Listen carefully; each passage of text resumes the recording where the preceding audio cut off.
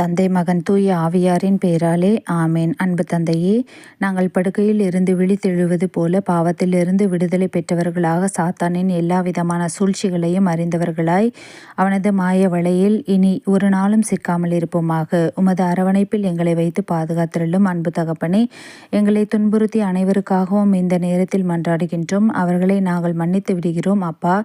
அவர்கள் தங்களது தீய வழிகளை விட்டுவிட்டு உண்மையில் பாதையில் வழிநடக்க அவர்களுக்கு துணை செய்வீராக.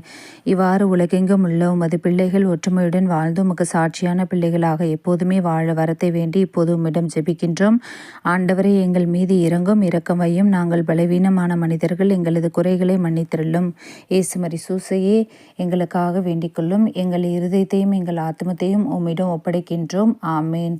அல்லேலூயா, அல்லேலூயா, அல்லேலூயா. இயேசுவுக்கே புகழ். மரியே வாழ்க. ஆமேன்.